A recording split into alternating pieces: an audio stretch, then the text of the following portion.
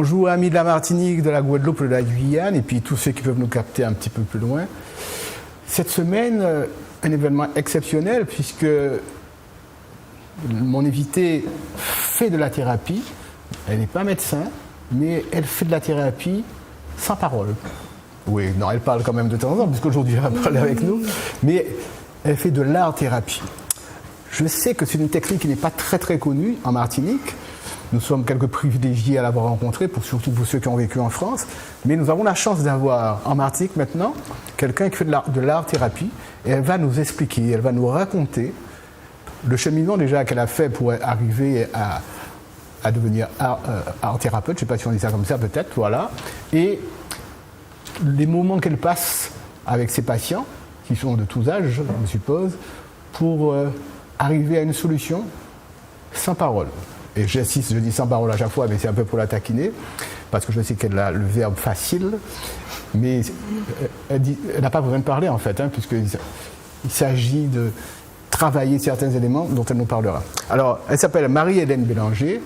Alors, c'est quelqu'un de très occupé, mais qui m'a fait l'avantage de venir aujourd'hui partager ce moment avec vous. Bonjour Marie-Hélène. Bonjour docteur. Merci d'être là. Merci pour nos amis de l'autre côté de l'écran. Parce que je crois que peu d'entre eux ont entendu parler de l'art thérapeutique. Et vous êtes vraiment là, vous initiez le mouvement. Comment ça s'est fait? Comment on devient art thérapeute? Je vais vous raconter un petit peu mon histoire. Oui. En fait, je suis potière céramiste d'art. Et j'ai commencé à travailler l'argile en reconversion. Et on m'a demandé un jour d'animer des ateliers occupationnels.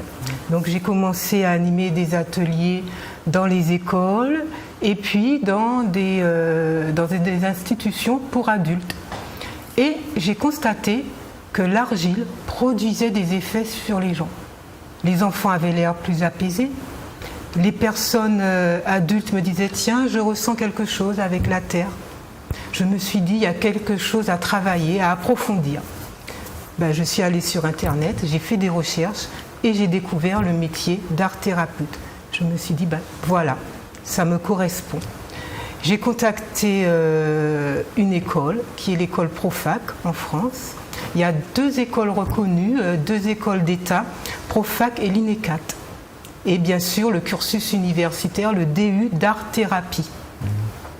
Donc, dans cette école, j'ai appris la psychologie et je me suis perfectionnée dans les dispositifs art thérapeutiques. J'ai obtenu une certification d'État après avoir écrit un mémoire sur la psychopathologie du travail et l'art-thérapie. C'est un sacré travail que vous avez fait là. Alors, ça se fait en combien de temps, chère madame ? Alors le cursus normal est de 3 ans, mais bon, comme j'avais déjà un certain niveau, j'avais déjà eu un bac plus 3, j'ai obtenu une équivalence. Parfait. Je l'ai passé en 2 ans. Est-ce que vous connaissez d'autres Martiniquais, d'autres Antillais qui ont fait cette école? Nous ne sommes pas nombreux, mais en Martinique, nous sommes bien 3 ou 4. Ça va se savoir alors maintenant. Ça va se savoir. Nous commençons à nous structurer et à organiser le métier et nous dépendons de la Ligue d'art thérapeute française, parisienne. Comment vous travaillez? Vous êtes en contact avec des médecins, des psychos, des gens qui vont vous envoyer des patients en complément du travail qu'ils font avec eux? Comment ça se passe? En fait, l'art thérapie s'exerce sur prescription médicale.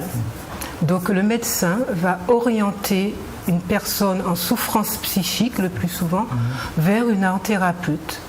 Et je vais mettre en place un protocole thérapeutique avec, on n'a pas beaucoup parlé de ce qu'était l'art thérapie. On va en parler. Voilà, ouais. Avec donc des matières artistiques, on va proposer un protocole. Alors, vous faites de la céramique, c'est cela ? Moi, je suis potière céramique, mais j'ai aussi fait des études d'art par le passé. Oui. Donc, en fait, j'utilise comme moyen d'expression pour les gens en souffrance, en demande, l'argile, les matières d'art plastique, les assemblages, de manière éphémère. De manière éphémère? Ah, c'est quand même particulier. Tout à fait. Parce qu'il faut avoir le courage après de détruire ce qu'on a fait, c'est ça? Très bien. Vous voyez-vous, destruction.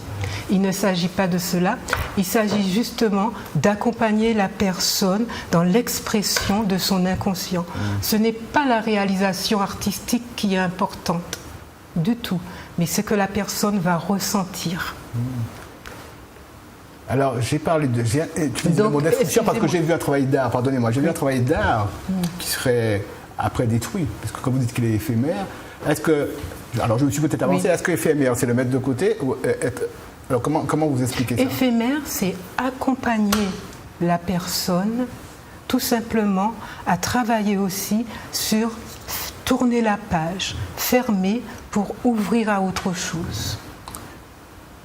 Ce qui peut servir par exemple dans les problématiques de deuil.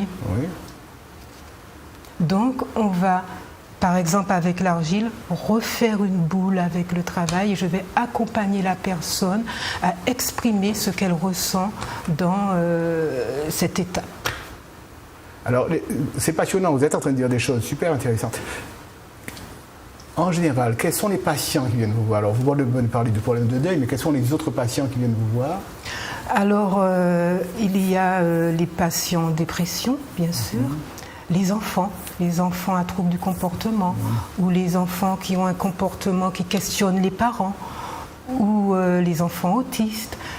Partout où il y a une souffrance psychique, un non-dit, un mal à dire, l'art-thérapie permet à la personne de décoller sa souffrance. Comment vous définirez ça, l'art-thérapie? L'art-thérapie, c'est en fait une méthode de soins non médicamenteuse qui va permettre à une personne de décoller ce qu'elle a à l'intérieur. Bien souvent, quand on a une souffrance, quand on a une tristesse, quand on a une angoisse, une anxiété, on va coller à sa souffrance ou à sa pathologie quand c'est plus grave. En art-thérapie, la personne va s'exprimer dans une œuvre spontanée, sa souffrance va être décollée et elle va devenir objet de communication avec l'art-thérapeute. Ce mot que vous employez, décoller, est quand même très significatif. Hein? Oui. Il y a une séparation qui va se faire à ce moment-là.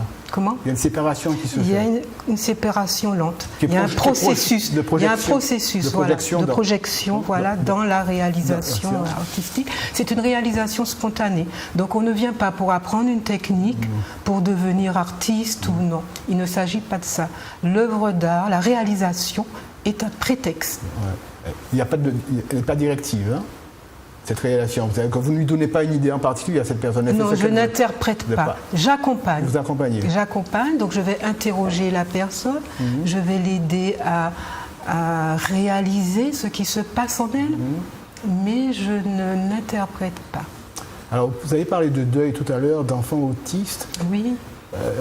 Les enfants autistes, c'est pas évident déjà, parce que la communication non verbale n'existe pas, mais il n'y a pas de communication souvent du tout, quoi. Non. Comment ça peut se passer avec un enfant autiste? Donc avec un enfant autiste, en fait, il y a toujours quand même une part où l'enfant peut agir. L'enfant peut agir, peut utiliser ses mains, peut exprimer justement, et la réalisation artistique est idéale pour pouvoir exprimer. Donc on va l'accompagner à revenir au monde, à renaître au monde par un média. Alors, vous parlez d'argile, vous n'utilisez que ce J'utilise l'argile, j'utilise tout ce qui est malléable. Donc le sable, les coquillages, divers éléments qui vont permettre de construire, de détruire, de se reconstruire. Avec le sable, ça doit être pas mal. C'est un bel outil de faire de l'art éphémère. Ouais. Tout à fait. Alors, vous recevez les enfants à votre cabinet? Oui. En fait, les patients en général. Oui, qui me sont orientés, bien sûr, par les médecins, ou par le CESAD, par l'ITEP, par des institutions. Lesquelles, vous disiez? Comment? Le CESAD. Le CESAD. Parce qu'il y a des gens qui ne savent pas ce que c'est. Oui. Alors, le CESAD, c'est une institution qui accueille des enfants à troubles du comportement et qui ont du mal à s'insérer dans le cursus scolaire. Des enfants hyperactifs, par exemple. Par exemple, oui. Ou pathologies plus graves. Plus grave, oui. Ah, vous recevez des pathologies plus graves que... Oui, bien sûr. Je travaille aussi en institution, donc en clinique médico-psychologique, en EHPAD. On peut faire un travail très intéressant sur la personne âgée, sur la personne atteinte d'Alzheimer, pour permettre justement d'activer encore tout ce qui reste de conscient pour la personne âgée. Est-ce que vous recevez, parce qu'en EHPAD, c'est vrai que vous avez rencontré des gens qui sont atteints de maladies d'Alzheimer, mais est-ce que vous recevez en cabinet, en privé, des malades d'Alzheimer? Ça peut m'arriver. Oui, ça peut arriver. Et comment ça se passe avec eux? Eh bien, en fait, on va chercher plus à ce que la personne soit apaisée. On va lui permettre, par la réalisation d'une œuvre spontanée et libre, de s'exprimer. D'exprimer parfois, j'entends des angoisses. Quand on est une personne âgée, il y a la peur de la mort qui devient très présente. On peut l'exprimer et s'apaiser avec cette anxiété. Et vous les revoyez souvent, ces gens-là? Toutes les semaines en EHPAD, et puis pareil, en cabinet, à la demande du médecin ou des familles. On accompagne pendant quelques séances la personne, et parfois on a des résultats, notamment on retrouve des personnes plus apaisées. Des personnes que j'ai eues au départ qui n'arrivaient même pas à tenir un crayon. Donc il fallait accepter le silence, être patient pour que, au bout de quelques séances, elles saisissent le crayon et c'est déjà gagné. Oui, vous disiez que l'art thérapie est une technique de soin en partie non verbale. Oui, tout à fait. Donc elle est basée aussi sur l'observation. Sur l'observation, sur l'écoute, sur l'accompagnement. Il n'y a aucune obligation de parler. J'ai vu des patients qui avaient beaucoup de mal à s'exprimer dans d'autres professions, dans d'autres corps d'écoute, et qui ont pu, par la réalisation, dégager une peur, une angoisse, une phobie, etc. Est-ce que ça peut arriver que pendant 3 quarts d'heure, vous soyez simplement en train d'observer ou tenter d'écouter? Ça peut être ça, un des premiers contacts. Ça peut être nécessaire. Ça peut être nécessaire. On reste à l'écoute, et là, il est nécessaire que la personne puisse être avec ce silence. Alors, respecter ce silence. Pendant ce moment-là, est-ce que vous mettez à sa disposition des outils vers lesquels elle peut se diriger, cette personne? Tout à fait. Tout à fait. Donc, dans un atelier d'art-thérapie, dans un cabinet ou bien en groupe, en institution, il y a diverses propositions thérapeutiques. Lesquelles? Soit on a mis en place avec le médecin un protocole, donc on dit, je vous donne un exemple, une personne a par exemple une phobie du toucher, donc avec l'argile, il serait intéressant de petit à petit accompagner cette personne.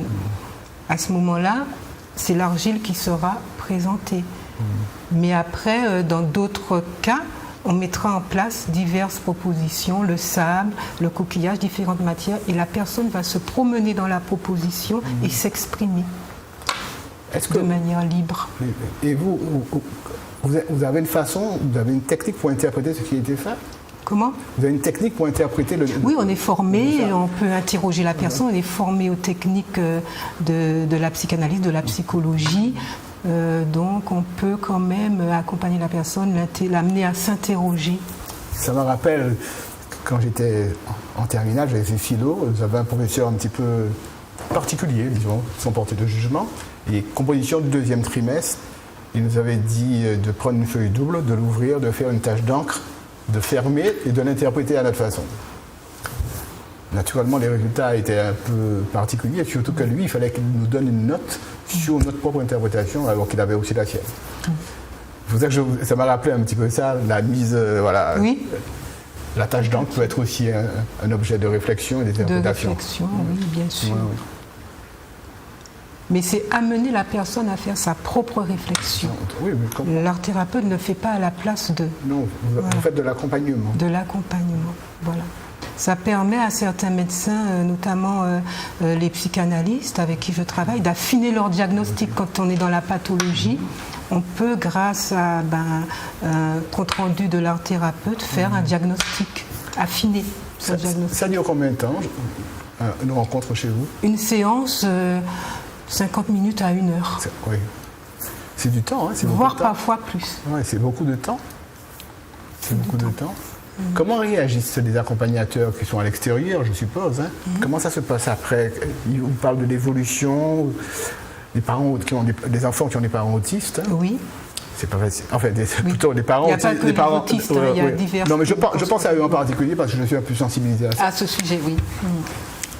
C'est parce que c'est pas facile, hein, pour les Non, parents d'avoir c'est des pas enfants. facile, mais bon, on trouve parfois des apaisements. Là, j'ai eu l'occasion de suivre un enfant autiste, et là, on me dit, il n'avait pas de regard. Maintenant, on arrive à capter des regards. C'est lent. On sait très bien l'autisme, on sait très bien, vous savez très bien, médecin, que c'est docteur, que c'est... Ah ouais, c'est pas... C'est quelquefois des situations très difficiles. Hein. C'est long. Mais on peut obtenir certains petits résultats, comme sortir l'enfant de son monde, obtenir des regards, des choses comme ça, voire être dans le mimétisme avec l'enfant pour pouvoir stimuler tout ce qui est... corporel, physique. Voilà. Et après quelques séances, est-ce que l'enfant finit par vous reconnaître? Est-ce qu'il y a une sorte de complicité qui s'établit? Tout à fait, il y a ce qu'on appelle le transfert qui s'établit et puis qui va permettre justement d'élargir la proposition et l'accompagnement. Oui, souvent ce transfert se fait par un petit chemin, l'un vers l'autre, pour mettre dans un nid les œufs qui sont en commun. En sophrologie, on appelle ça comme ça. Quoi. Oui. Voilà. Vous avez plus d'enfants que d'adultes? Ah non, au cabinet, parce que de toute façon, en EHPAD, vous n'avez que des adultes, ça c'est clair. Oui. Mais au cabinet? En cabinet, autant. Autant? Autant. Ça s'équivaut. Est-ce que... il y a beaucoup d'enfants, beaucoup d'adultes qui sont dans cette difficulté-là en Martinique? Il y en a beaucoup. Oui, il y a vraiment en Martinique une souffrance psychique et notamment, j'ai pu constater dans la souffrance au travail. Les conditions de travail pathogènes produisent des gens vraiment en burn-out, en fatigue par le travail. Je rencontre beaucoup ce genre de cas. Ah oui, donc ces personnes-là viennent chez vous? Oui. Vous avez des patients en burn-out? Oui, j'ai des patients en burn-out orientés, bien sûr, par des médecins. Par des médecins. Et avec eux, vous travaillez le sable, l'argile? Alors oui, on travaille. En fait, je les aide à retrouver une psychodynamique, à s'exprimer justement pour retrouver, travailler sur soi déjà, hors du travail, qui on est, retrouver un chemin sublimatoire. Qui on est? C'est intéressant que vous dites là, parce qu'il y a beaucoup de femmes en Martinique, en dehors du travail. En dehors du travail, de la famille. Oui, elles ne savent pas qui elles sont. Qui suis-je? Voilà. Qui suis-je? Où je vais? Quels sont mes projets? Voilà. Toutes ces personnes qui sont en questionnement pourraient venir frapper à votre porte alors? Mais bien sûr. Mais bien sûr, c'est une voix, c'est une écoute, c'est une possibilité. Parce que je le répète, hein, beaucoup de femmes martiniquaises, souvent, ne savent pas où elles sont parce qu'on ne leur a pas donné la juste place. Alors, je suis peut-être un homme particulier, mais je dis qu'on n'a pas donné à la femme la juste place. Nous venons de nos enfances, voilà. Docteur. Donc, travailler avec vous pourrait leur permettre de se retrouver. Pourrait accompagner. Mais elle pourrait faire elle-même le travail d'aller en profondeur sur leur intérieur, sur leur soi, etc. Oui, je pense que la société martiniquaise elle-même est un petit peu en difficulté, même beaucoup. Mais oui, beaucoup. Le mot petit peu. Économiquement, on a beaucoup aussi de soucis. Il y a la fusion politique qui se prépare dans quelques temps et ça va produire automatiquement. Est-ce que vous pensez que le malaise économique, le malaise politique a des répercussions sur les gens et certaines personnes qui peuvent venir vous voir parce qu'ils sont dans une entreprise qui ne fonctionne plus. Bien sûr. Et ça, vous avez la possibilité de les aider, à les accompagner. De leur permettre de retrouver un dynamisme, un projet, une envie tout simplement de vivre, de retrouver le gai rire. Donc, et les hommes qui viennent chez vous, il y en a quelques-uns qui s'égarent chez vous, ou ce sont surtout des femmes? Donc je dis ça parce que je suppose qu'il y a surtout plus de femmes comme d'habitude, docteur, comme chez vous. Oui, tout à fait. On est à peu près dans les mêmes pourcentages. Mais les courageux qui viennent chez vous? Il y en a. Il y en a quelques-uns. En général, pourquoi? Souvent, conditions de travail, fatigue, dépression, et puis après d'autres pathologies plus graves. Il y a des hommes qui arrivent à accepter qu'ils sont en dépression? Tout à fait. Des femmes, oui, mais peu d'hommes. Oui, il y a des hommes qui sont ouverts et à l'écoute d'eux-mêmes et qui peuvent décider. C'est déjà 50% de travail. Hein. Oui. Avoir conscience, ça va pas, je vais mal, je reproduis les mêmes choses. Qu'est-ce qui se passe? Ça arrive, oui. Les hommes possibles. Ouais. Est-ce que vous avez déjà reçu, comme ça peut arriver, chez les psys, des familles, le père, la mère, les enfants, où il y a une sorte de déséquilibre familial et secret, d'autant plus que vous savez que chez nous, les secrets de famille sont très très communs. Et le jour de la découverte du secret, ça peut être très très perturbant. Explosif même parfois. Pour la famille. Ça m'est plutôt arrivé de le traiter pour l'instant en institution. Je n'ai pas encore eu l'occasion de faire de thérapie, d'art-thérapie familiale au cabinet, mais c'est dans mes possibilités. Je l'ai déjà exercé en institution. Et l'autre secret de famille terrible qu'il y a chez nous, c'est l'inceste. Oui. Vous avez déjà rencontré des... Bien sûr, oui. Des adultes et des enfants, bien sûr. La problématique est présente chez nous et il y a toujours aussi, effectivement, ce problème de secret où on va refouler, où on ne va pas dire. Et puis, il y a ce qu'on appelle aussi les regardeurs, l'entourage qui affirme ce secret, qui contribue à ce secret, le non-dit.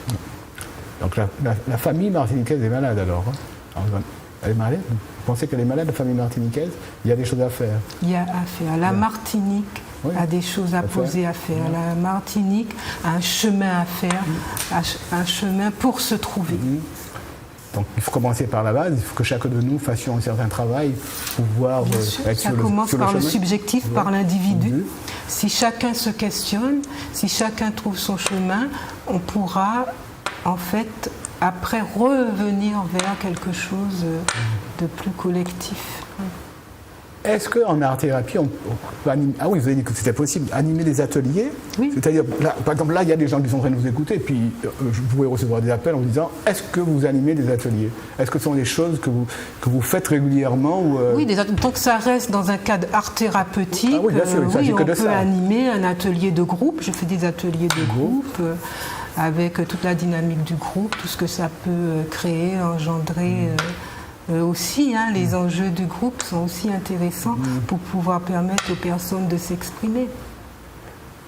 Quel est le risque qu'il y a de mélanger les gens? Jusqu'à maintenant, ça fait 4 ans que j'exerce en groupe, peu de risques. Peu de risques. Non, je pose la question, parce que ça peut être c'est une bonne question. Le mélange des gens n'est pas évident.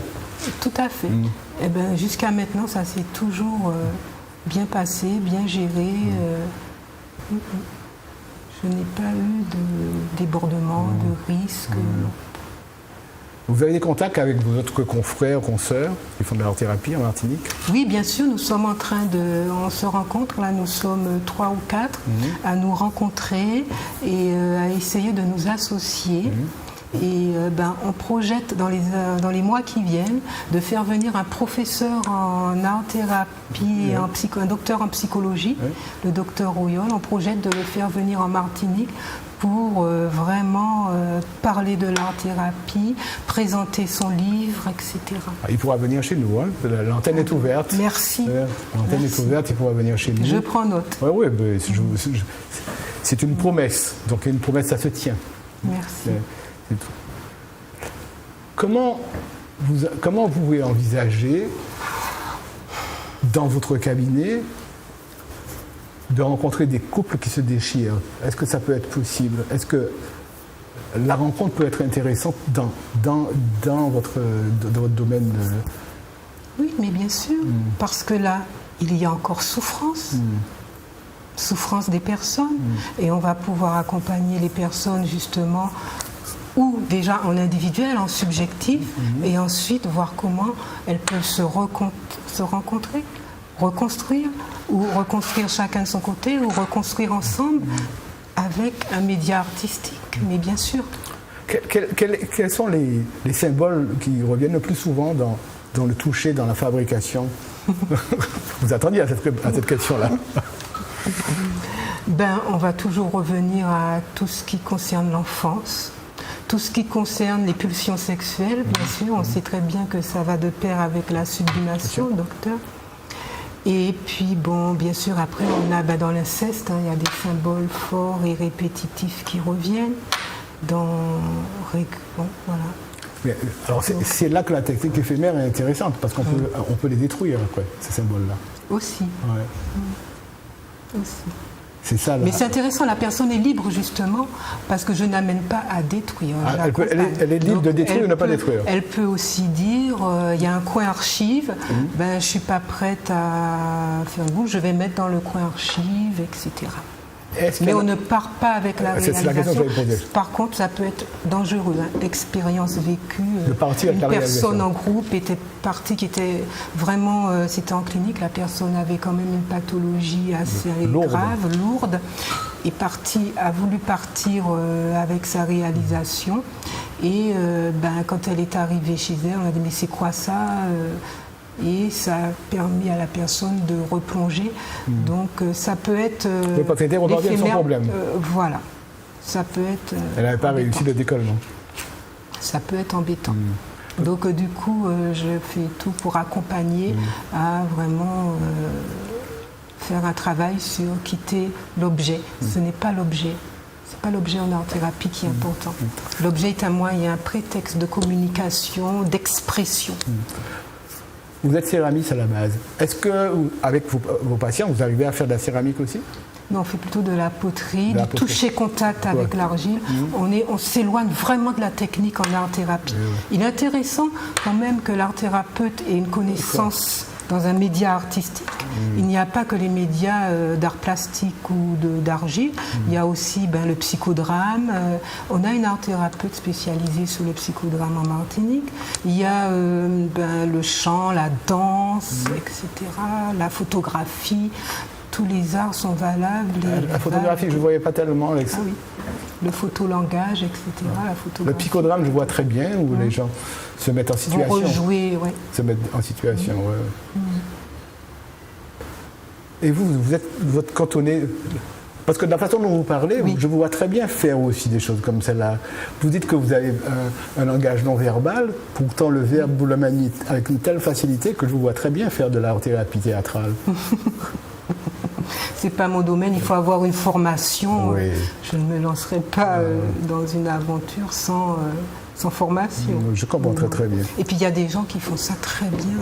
Oui, bien sûr, mais je suis en train de vous taquiner là. Comment est votre atelier? Racontez-nous un petit peu qu'est-ce qu'on y trouve. Est-ce que il y a une salle d'attente d'abord? Comment les gens Oui, voilà, il y a une salle d'attente, donc les personnes vont pouvoir rester dans cet espace. Et puis ensuite, il y a un lieu avec des petits tiroirs, avec des éléments sur des étagères. Lesquels? Et les gens, c'est quoi comme éléments? sable, coquillage, de la colle, des crayons, tout ce que je fais beaucoup de plusieurs propositions pour permettre à la personne de faire un choix qui va correspondre le plus possible à ce qu'elle a besoin d'exprimer. Parce que là, vous savez, il y a des gens qui sont en train de vous écouter. Oui. Vous avez parlé de papier et de crayon, c'est-à-dire qu'en dehors du toucher, il peut y avoir la possibilité de dessiner. De dessiner, oui. Puisque parce qu'il ne faudrait pas que les gens puissent penser que c'est limité au toucher de l'argile. Non, justement, non, pas du tout. Il y a aussi la possibilité de dessiner, d'assembler, de construire, de jouer avec les couleurs. L'art-thérapie va faire émerger aussi le jeu. Et c'est par le jeu, par l'assemblage des matières, par la construction, qu'on va exprimer. Et puis on va se dire, tiens, là, j'ai fait que des cercles. J'ai fermé, pourquoi j'ai fermé tout à l'intérieur, etc. Vous parliez de jeu. Est-ce que ça vous arrive de recevoir 2 enfants en même temps et qui pouvaient... Pas plus tard que ce matin. Ouais, voilà. Qui pouvaient jouer ensemble. Tout à fait. Et qui puissent échanger. Parce que l'interprétation des symboles par les enfants est terrible. Enfin, je ne suis pas dans l'interprétation, hein, je répète, je n'interprète pas. Oui, oui. Mais pour les enfants, eux, peuvent dire et interpréter leurs œuvres et échanger entre eux. Tout à fait. Et c'est là que vous êtes à l'écoute, pour savoir. Exactement. Puis l'enfant, on va lui permettre aussi, au début, souvent les enfants sont un petit peu contaminés par tout ce qui est jeu. C'est le gros problème, l'addiction au jeu, par la télé, les super-héros, etc. Donc au début des séances, on va voir l'enfant va beaucoup avoir besoin d'exprimer son quotidien, son présent, ce qu'il joue dans la vie. Et tout doucement, je vois ça beaucoup chez certains enfants, ça va s'apaiser. On aura exprimé. Et je peux permettre qu'on griffonne, qu'on déchire. On va sans cesse permettre aussi la liberté. Et lorsque l'enfant aura déchargé, exprimé, on va voir tout doucement qu'il va s'apaiser. Il va passer à des choses un petit peu plus... Parfois, on va retrouver sur le conte de fées. Tiens, on a éliminé tout ce qui était jeu, super-héros... Et puis là, on va voir apparaître, on revient sur le conte de fées, sur l'enfant. On revient sur des choses beaucoup plus apaisées. Voilà. Et de même, ça aura des répercussions sur l'enfant. On va voir qu'il va changer de comportement. Je vois même des enfants qui se transforment physiquement, qui sont plus dans le regard, qui sont plus calmes, etc. Vous parliez de conte de fées tout à l'heure. Oui. Est-ce qu'ils vous racontent des histoires de contes de fées ou ils vous demandent d'en parler ? C'est eux qui vont en parler parce qu'ils vont en fait sortir de cette turbulence qu'ils ont exprimée du monde quotidien. Et là, ils vont revenir à quelque chose.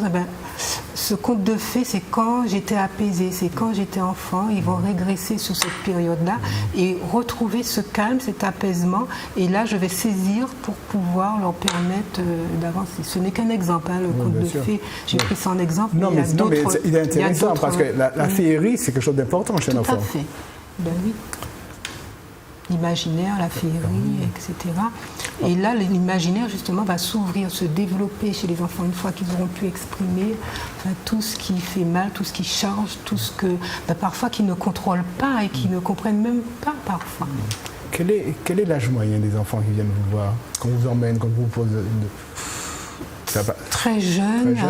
Très jeune. Oui. Les perturbations très jeunes. Très jeune. Que vous appelez très jeune? Vous me faites peur là quand vous dites ça. Très jeune. Ben oui, j'ai eu un enfant de 4 ans. De 4 ans.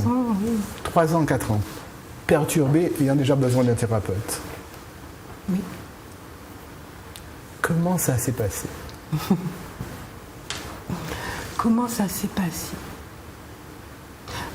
En fait, c'est vrai que cet enfant était très perturbé au départ.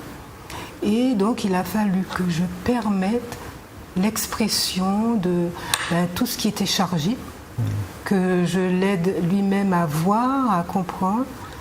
C'est par répétition, c'est sur plusieurs séances que tout doucement, au fur et à mesure, il y a un transfert qui s'établit aussi avec l'art thérapeute. Et là, l'enfant peut saisir et sentir, un enfant de 3-4 ans, il peut sentir l'apaisement, il peut sentir la différence.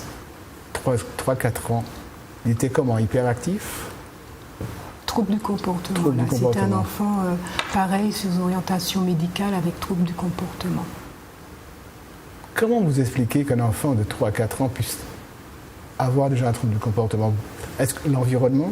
Il y a parfois la pathologie, il y a parfois aussi l'environnement. Alors, est-ce qu'il ne faut pas soigner aussi les parents? Il y a des environnements défavorables, oui. Ça serait l'idéal. Ça serait l'idéal. Parce que régler le problème de l'enfant, c'est une chose. Mais quand il sort de chez vous et qu'il doit retourner dans le contexte, c'est vrai, mais ça permet quand même, vaut mieux quand même déjà... Parce que ça que rien du tout, ça c'est clair. Voilà, mais, oui, mais est-ce que ça vous est déjà arrivé, après un problème comme ça avec un enfant, de proposer aux parents de venir? Ça arrive, mais c'est parfois très difficile. C'est pas facile de prendre conscience.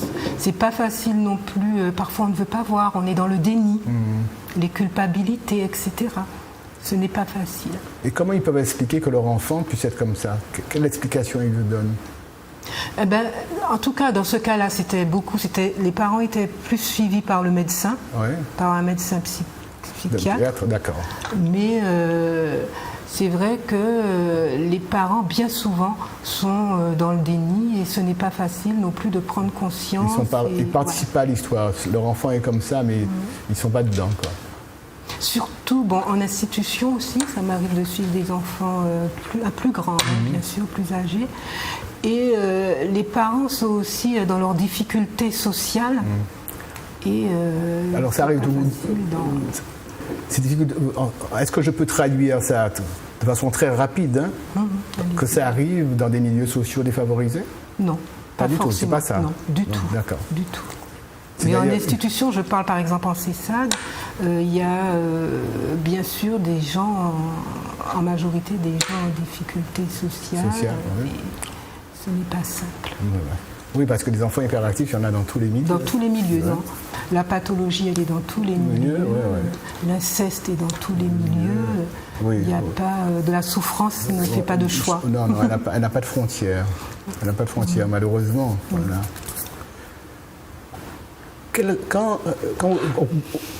Alors, ça doit varier le temps au bout du moment où vous allez arriver à un résultat que vous estimerez intéressant pour l'enfant.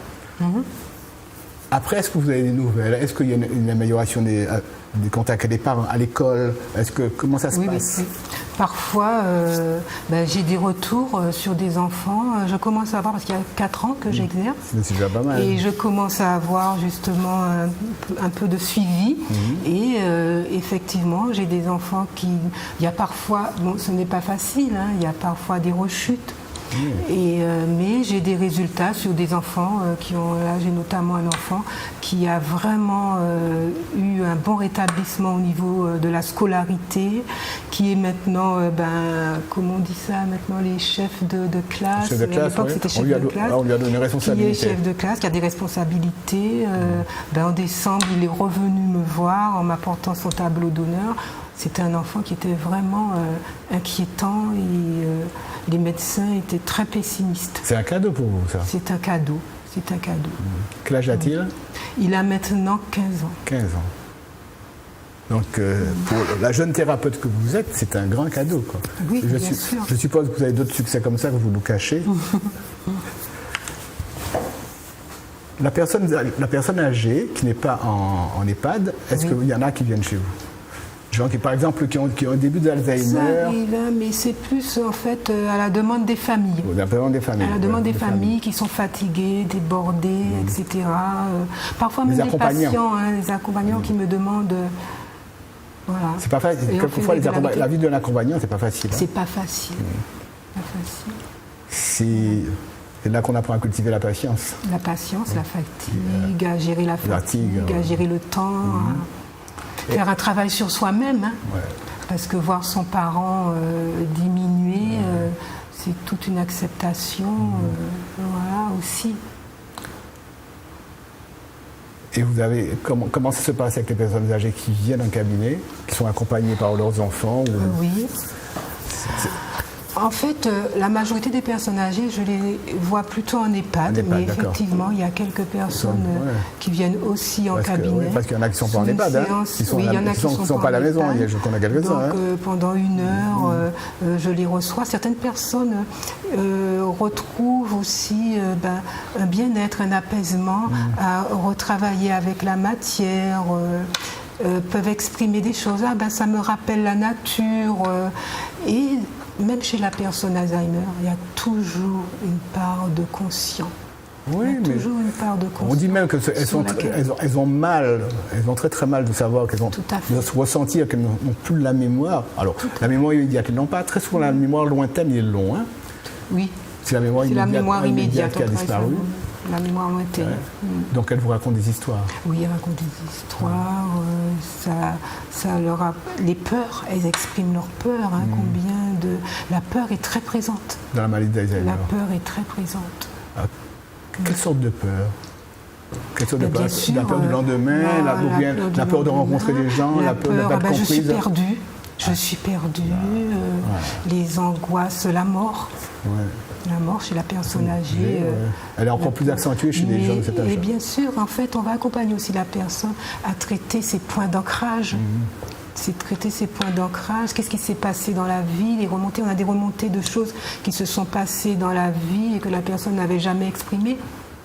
Mais la réalisation va réveiller quelque chose. Et là, la personne va dire, ben voilà. Et les larmes, et je n'avais jamais exprimé ça. Et là, la personne va décoller sa souffrance et va se sentir allégée. Ça doit être particulier quand même, hein.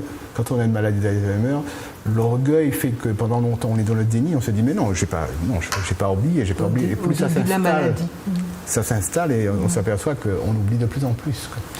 Et pouvoir, à travers une thérapie comme la vôtre, retrouver des petits moments. Des petits moments, voilà. Et que vous disent les gens après? Je me sens mieux, je suis allégée, apaisée. J'ai pu parfois régler telle situation. Une dame qui avait un problème, je revois une patiente récemment qui avait la phobie du toucher, donc qui ne pouvait vraiment pas être en lien, elle ne pouvait pas toucher des matières, elle ne pouvait pas être en lien avec les personnes de son entourage. Petit à petit, avec un travail sur l'argile, elle a pu se remettre en lien, toucher l'argile avec ses mains, parce qu'au début c'était pas facile bien sûr, et s'est remise au jardinage. Waouh. Ça aussi c'est cadeau. C'est cadeau. J'ai régulièrement des cadeaux comme ça. Mais oui, mais avec le travail que vous avez, c'est une bénédiction de pouvoir aider les gens comme vous le faites. On est bien sûr, il faut préciser, on a une déontologie, on est sous couvert du secret médical, c'est vraiment de thérapie, donc de soins une thérapie, le patient doit être protégé et c'est vous le protecteur. Hein. Tout à fait. À la limite, même les accompagnants ne doivent pas savoir ce qui peut se passer à l'intérieur du cabinet. Certaines choses, bien sûr. Alors peut-être que pour les enfants c'est un petit peu différent, parce que vous êtes obligé d'informer les parents. Pourquoi? Pas forcément. Non, pourquoi, si l'enfant a exprimé quelque chose qu'il n'avait jamais exprimé, parce qu'on va prendre le cas de la peur. Avec les enfants, s'il y a vraiment quelque chose qui est exprimé de grave, genre... La peur, je parle de la peur des parents. Il y a des enfants qui ont peur des parents. Peur des parents. Pour des raisons diverses. Hein. Mais sans pouvoir dire maman, papa, vous me faites peur. J'ai peur parce que voilà. Chez vous, ils vont l'exprimer. Et est-ce que ce serait normal ou pas du tout normal que vous puissiez transmettre cette information aux parents? À ce moment-là, si je suis interrogée par une problématique semblable, je vais faire appel au médecin. D'accord. Et lui, à ce moment-là, décidera ou pas de transmettre et de voir comment il peut, lui, utiliser ça pour le travailler avec les parents. Est-ce que vous avez beaucoup d'enfants qui viennent vous voir, enfin beaucoup, parmi les enfants qui viennent vous voir, est-ce que les parents sont presque systématiquement suivis par un psy? Pas toujours. Non, pas toujours. Pas toujours. Est-ce que vous pensez que ce serait nécessaire? Mais bien sûr. J'avais la réponse, mais je vous laisse simplement vous la donner. Derrière un enfant, il y a un parent. Il y a toute une enfance, toute une éducation, tout un relationnel. Donc, bien sûr. Un environnement. Bien sûr. Mais ça peut être aussi... On n'a pas besoin, parfois, forcément d'être malade, dépressif, ou pour aller vers un questionnement sur soi. Non plus. Quelquefois, il y a d'autres problèmes qui se posent avec l'enfant, c'est la relation à l'école. Je parle de l'école avec tout ce que ça comporte, la relation avec les amis, un enfant qui peut être bousculé, ça se voit tout le temps, ça. Oui. Un enfant qui devient la tête de turc d'un autre ou d'un petit groupe, ou bien qui devient la tête de turc de l'enseignant, quoi qu'on puisse penser. Ça peut arriver. Tout à fait. Les agressions extérieures, justement, en renforçant son soi, l'estime de soi, la confiance en soi, etc., on pourra justement affronter les agressions. Les agressions, on ne pourra pas les effacer. Non, mais on les affrontera d'une On va apprendre à les affronter. On n'est pas responsable de ce qui arrive, mais de la gestion. Et on va se construire justement à travers un média artistique. On va construire son soi. Donc plus tôt ce genre de démarche est faite, plus tôt l'enfant aura des bases solides, hein, c'est ça. Tout à fait. C'est bien ça. C'est bien ça. À 15 ans, c'est déjà, il y a trop de choses qui se sont passées. Il n'est jamais trop tard. Oui, je suis d'accord. Mais il y a déjà beaucoup de choses qui se sont passées. Il y a beaucoup de choses qui sont passées. Travailler un petit peu mais plus tôt c'est fait, mieux c'est pour la personne. Vous imaginez le nombre d'enfants qui sont en difficulté chez nous? Je vois. Je vois, tous les jours, je vois. Et le manque de temps des parents. Oui. Le manque de temps des parents. Plus le temps. Ouais. Les parents n'ont plus le temps. Les enfants ne sont plus peu écoutés. Ouais. Oui, parce qu'ils sont devant la télévision. Ils sont peu écoutés. Ils ne parlent pas aux parents, les parents ne leur parlent pas. Ils ont la télévision. Et puis, ils ont le téléphone, les jeux. Là. Il m'arrivait de rencontrer des gens au restaurant avec leurs enfants. Les parents sont en train de parler quand ils parlent entre eux. Et chacun des enfants a un téléphone avec un jeu, avec des écouteurs. Donc, même pas, ils sont coupés du monde. On ne se regarde pas, on ne se parle pas. Les gens, c'est vrai, ils ne se regardent pas, ils ne se regardent pas dans les yeux. Nous ne sommes plus en lien.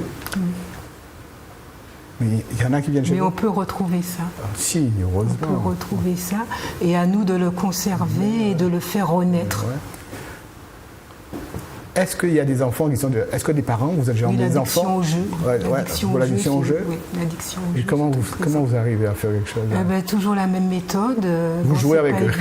Ils oublient notre jeu. Mais parfois, il faudrait peut-être. Ouais. Ça, c'est les parents. Ça serait intéressant que les parents, parfois, s'intéressent au jeu des enfants pour se mettre en lien avec eux et les conduire aussi vers autre chose. Aussi. Pourquoi pas? Alors, vous aurez quelques personnes un peu passivistes qui vont dire que quand la femme ne travaillait pas, vous le voyez venir déjà, parce que... Je vous vois venir. Quand la femme ne travaillait pas, elle était à la maison, elle avait le droit, elle avait le temps de s'occuper des enfants. Ce que je ne partage pas du tout, je vous le dis tout de suite. Merci. Mais non, mais si je soulève, je ne suis pas fou, je ne vais pas soulever le problème tout en étant partisan. Non. Et je crois que ce qui est difficile pour la femme maintenant, c'est d'avoir la double journée. C'est-à-dire s'occuper de sa maison, s'occuper de ses enfants et s'occuper de son travail. C'est pas facile. La vie de couple n'est pas une vie facile non plus. Donc il faut peut-être retrouver un équilibre à travers le couple pour que l'enfant puisse être plus en charge. Pas de laisser un équilibre à travers le couple. Ça pourrait être le père qui accorde du temps, pas forcément la mère. Tout à fait. Le père pourrait consacrer un an à ses enfants. Pas seulement un an, mais au quotidien. Au quotidien, ça peut se faire. Au quotidien, on peut partager. Au contraire, c'est plus fort. Quand j'ai eu mes enfants, avant, c'était que la femme. Maintenant, mon premier enfant en particulier, j'étais étudiant. J'ai bouché ma fille, je l'ai emmenée à la crèche, à l'école. Ce sont des choses que je faisais. Ce sont des choses qui se sont perdues, malheureusement. Alors peut-être que les choses vont changer, mais ça change, docteur. Vraiment, je vois autour des écoles, je vois des papas quand même présents.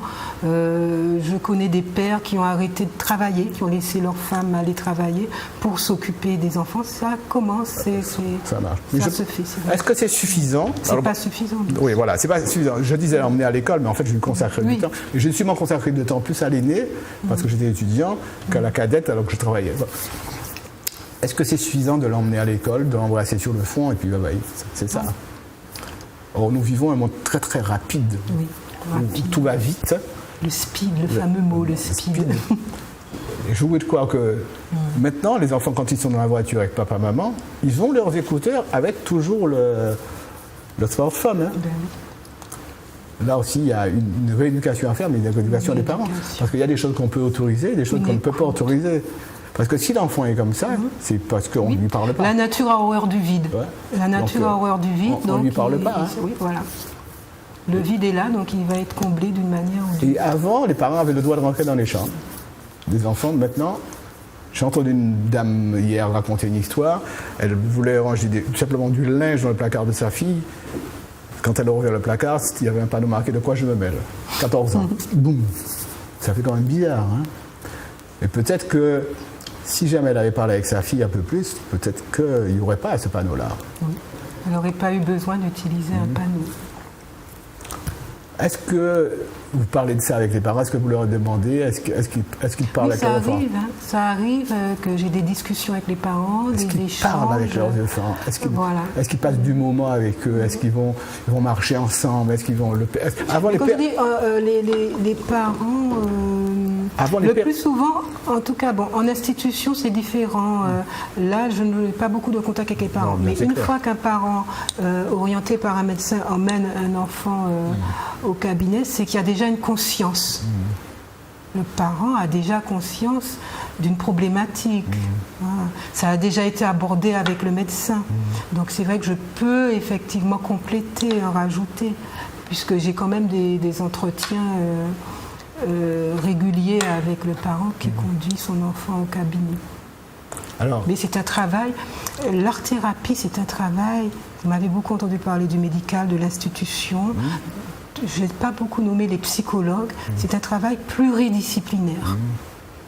L'art-thérapeute ne peut pas exercer toute seule. Ça s'inscrit dans une équipe médicale. Je reviens un petit peu à l'écoute. Quand les enfants viennent chez vous, ils sont accompagnés par leur maman, ou par leur papa, ou par les deux. Je vous écoute. Oui, je vais être claire, souvent par la mère. Souvent par la mère. Ça peut arriver, le père. Ça peut arriver. Mais c'est plus souvent la mère, pour l'instant, qui s'en rend disponible. Comment vous expliquez ça? Est-ce que vous trouvez ça normal? On l'a abordé tout à l'heure. On l'a abordé tout à l'heure. Comme les hommes qui vont pas chez le psy parce qu'ils font je suis moi non j'ai pas de problème. Il y a cette différence homme-femme. Et les enfants qu'on vous amène, majorité garçons ou des filles? Ça s'équivaut. Non, il n'y a pas plus de garçons que de filles. Je n'ai pas constaté. Les troubles du comportement, en fait. Je parle de l'hyperactivité en général. Ce sont les garçons ou les filles? Ou il y a les deux? Est-ce qu'il y a des filles qui ont vraiment des... Plus les garçons. L'hyperactivité, peut-être que je n'ai pas un panel non plus assez large pour pouvoir donner des chiffres, mais en tout cas, ce que je peux constater personnellement, c'est que le trouble du comportement, effectivement, est plus présent chez les garçons. Comment vous à questionner, peut-être à approfondir. Est-ce qu'il y a plus d'hyperactivité chez les parents, chez les enfants avec des parents monoparentaux? Il n'y a pas que l'hyperactivité. Moi, je parle de ça parce que j'étais en train de penser à un parent. Est-ce que l'hyperactivité n'est pas liée aussi au comportement des parents qui autorisent certaines choses? Oui, parce que l'hyperactivité aussi, c'est une expression. L'enfant s'exprime par son corps. Il a des choses à exprimer, à dire, mais il ne sait pas comment, bien souvent. Et en fait, il va interpeller les parents en bougeant son corps, en faisant des cabrioles, aussi. Donc justement, le média artistique va permettre à l'enfant d'exprimer autrement son agitation. Et pareil, l'agitation, bien souvent, c'est une angoisse. C'est maman, écoute-moi, maman, regarde-moi, maman, j'ai mal. Appel au secours. Papa, je voudrais que tu sois plus présent. Et c'est tout ça que l'enfant veut dire parfois, par tous ces mouvements incontrôlés. Je suis en train de penser à une mère en particulier qui a un enfant de 7-8 ans, qui a pratiquement arrêté de travailler. Enfin, c'était un projet pour s'occuper de son enfant parce que l'enfant à l'école, il arrivait à l'école et un quart d'heure après, il était intenable. Est-ce que vous pensez que mettre cet enfant-là dans une école particulière, un institut, est-ce que ça va régler le problème? Ou il faut faire une thérapie individuelle? Passer au subjectif pour après l'intégrer dans un collectif, bien sûr, une écoute particulière, individuelle, pour qu'il puisse se dégager de tout ça. Parce que mettre des enfants à problème dans une même école, dans un même établissement, ça ne change rien, ça. Non, pour moi, ce n'est pas la bonne solution du tout. Vous savez que ça existe ici? Je sais. Je suis même intervenue dans des classes spécialisées où on avait... Vraiment, j'ai eu une discussion avec le directeur et j'ai pu lui expliquer que c'était vraiment pas adapté. On a eu vraiment une discussion et j'ai dû arrêter d'ailleurs. Oui, parce que ça ne correspondait pas à votre philosophie, à ma déontologie. Ah oui, c'est pas possible. Eh ben, c'est la merveille des merveilles. Je suis content que vous soyez venu parce que je crois que vous nous avez éclairé sur l'art-thérapie et puis sur votre art, à vous en particulier, la façon de dire. Vous disiez que c'était une thérapie non verbale, mais vous avez quand même démontré aujourd'hui que votre verbe vous a permis d'écouter, de comprendre. Et je reste persuadé que nos amis de l'autre côté de l'écran vont écouter, regarder, et que c'est une ouverture différente pour demain, parce que je suis persuadé que ceux qui ne connaissaient pas l'art-thérapie savent maintenant ce que c'est, et que demain sera un autre jour pour eux, pour leurs enfants, et que mais pour les Martiniquais et les Guadeloupéens, tous ceux qui nous écoutent, il y a des choses à faire et pour la santé en général, et l'art-thérapie participe à la santé de nos compatriotes. Merci d'avoir été avec nous. Vous avez porté des livres pour nous? Oui, donc si vous voulez approfondir vos connaissances en art-thérapie, je vous recommande le livre du docteur en psychologie, vous remontez-le un tout petit peu qu'on le voit devant l'écran. Le docteur Royol. Non, par là. Voilà. Quand l'art-thérapie se fait toile, aux éditions d'Orval, et Le que sais-je de l'art-thérapie de Jean-Pierre Klein. Oui, on va commencer par ça, c'est le plus facile. Le que si vous voulez approfondir vos connaissances en art-thérapie, merci de m'avoir reçu. C'était un grand plaisir, madame. Je crois que je vous demanderai de revenir parce que pendant le temps qui nous était imparti, nous n'avons sûrement pas parlé de tout. Tout à fait, absolument. Merci d'avoir accepté notre invitation. Docteur Jean-Marie. Mais c'était un grand plaisir. Et au nom de mes téléspectateurs, je dis les miens parce que c'est eux qui nous retrouvent chaque week-end. Merci pour eux. À bientôt. À bientôt, docteur. Au revoir.